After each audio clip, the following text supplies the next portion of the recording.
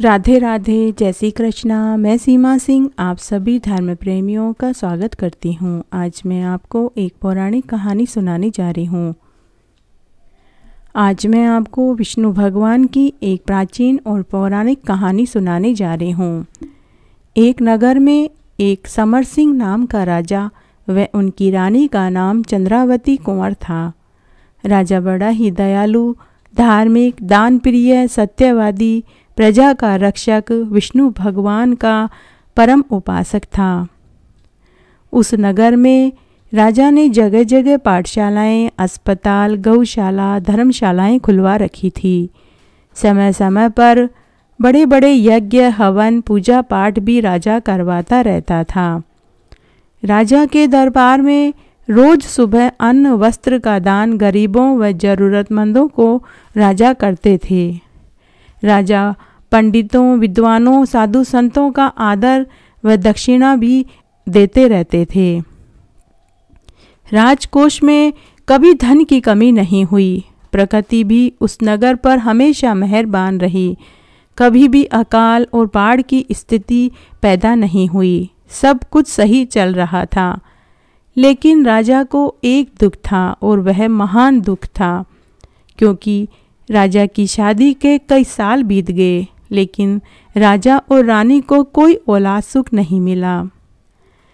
तब एक दिन राज्य ज्योतिषी ने राजा रानी के दुख को दूर करने के लिए उन्हें एक सुझाव दिया कि हे राजन, आप दोनों वेश बदलकर मेरे बताए हुए स्थान पर जाइए। हिमालय की गुफाओं में एक नामी संत महात्मा जी अन्न जल त्याग कर विष्णु भगवान को प्रसन्न करने के लिए तपस्या कर रहे हैं। आप उनकी तपस्या भंग किए बिना उनकी सेवा सुश्रूवा करिए, और जब वे तपस्या से उठेंगे तो विष्णु भगवान से उन्हें एक अद्भुत शक्ति और मनोबल प्राप्त होगा। तब आप उनसे पुत्र का वरदान मांग लीजिएगा।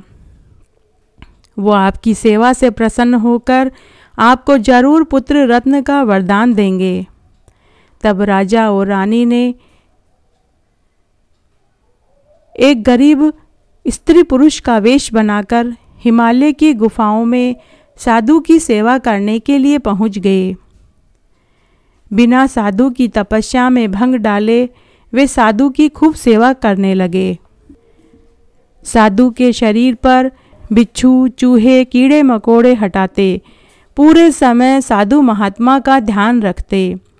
दिन के समय सेवाएं रानी देती थी और पूरी रात्रि राजा साधु की सेवा में लगा रहता था।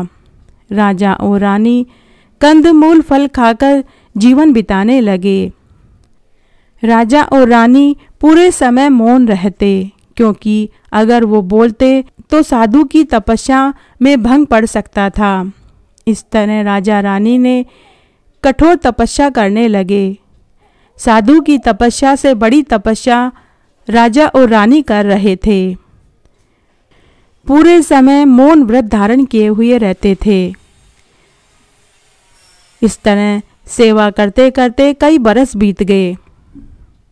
तब राजा रानी के कठोर तपस्या की वजह से ब्रह्मा जी का आसन डोल पड़ा। ब्रह्मा जी ने नारद मुनि को मृत्युलोक में यह जानने के लिए भेजा कि कौन इतनी कठोर तपस्या कर रहा है जिसकी वजह से मेरा आसन डोल रहा है। तब नारद मुनि ने मृत्युलोक में आकर पता किया और जाकर पूरा समाचार ब्रह्मा जी को बताया। तब ब्रह्मा जी, इंद्र भगवान, सभी देवता मिलकर विष्णु भगवान के पास गए और विष्णु भगवान से पूरी बात कही। मृत्युलोक में राजा रानी एक साधु की सेवा कर रहे हैं। सेवा करते हुए वे कठोर तप कर रहे हैं। कंदमूल फल खाकर मौन व्रत धारण किए हुए पूरे समय साधु की सेवा में लगे हुए हैं। तब विष्णु भगवान ने सभी देवताओं को आश्वस्त कर दिया। सभी देवता अपने अपने लोक को वापस चले गए।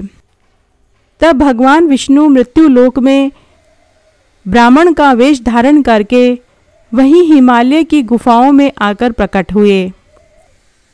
राजा और रानी ने जब ब्राह्मण देव को देखा तो उन्हें नमस्कार किया और उन्हें बैठने के लिए आसन दिया और उनको खाने के लिए कंदमूल, फल और जल का लोटा दिया।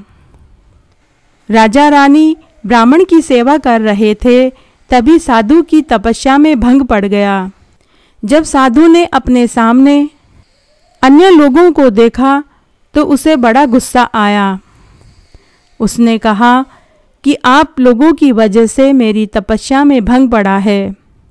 भगवान विष्णु जो ब्राह्मण के वेश में थे, उन्हें बड़ा आश्चर्य हुआ। उन्हें आश्चर्य इस बात का हुआ कि यह साधु अपने आप को मेरा भक्त कहता है और तपस्या कर रहा है। अन्न जल इसने त्याग दिया है, लेकिन इसने मुझे अभी तक नहीं पहचाना, जबकि ये राजा रानी एक साधारण मनुष्य होकर मेरी सेवा कर रहे हैं।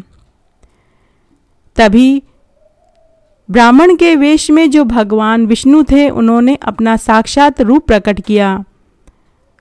राजा और रानी अपने सामने चतुर्भुज भगवान को देखकर नतमस्तक हो गए और उनके चरणों में गिरकर क्षमा याचना करने लगे। लेकिन साधु को वह ब्राह्मण के रूप में ही दिखाई दे रहे थे। साधु को भगवान विष्णु असली रूप में दिखाई नहीं दे रहे थे।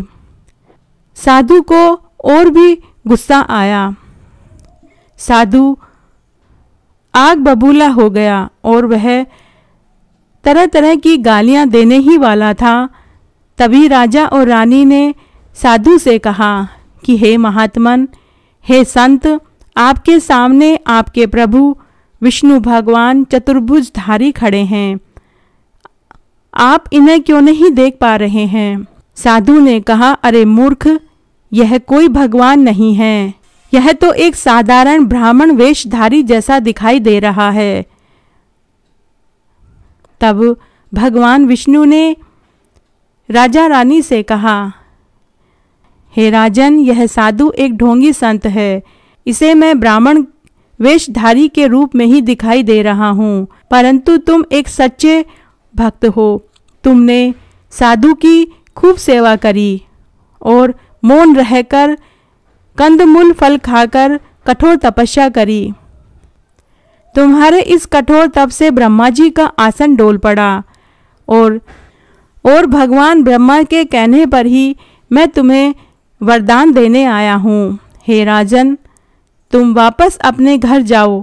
तुम्हें एक दीर्घायु, सुंदर, बलशाली, ताकतवर पुत्र पैदा होगा। तब राजा और रानी ने कहा कि हे प्रभु, आप इस साधु को भी दर्शन दे दीजिए, क्योंकि इस साधु की वजह से ही आज हमें आपके दर्शन हुए हैं। माना कि यह साधु एक ढोंगी है, परंतु यह मेरे प्रथम गुरु हैं। इनकी वजह से ही आज मुझे आपके दर्शन हुए। तब भगवान विष्णु ने साधु का हृदय परिवर्तन किया। तब भगवान विष्णु साधु को भी दिखाई देने लगे। साधु अपने सामने अपने गुरु, अपने भगवान विष्णु को देखा तो वह अपने कान पकड़कर भगवान से माफ़ी मांगने लगा। तो हे विष्णु भगवान, जैसे आपने राजा रानी को वरदान दिया, वैसे सबको देना, कहानी कहने वाले को, सुनने वाले को और हुकारा भरने वाले को।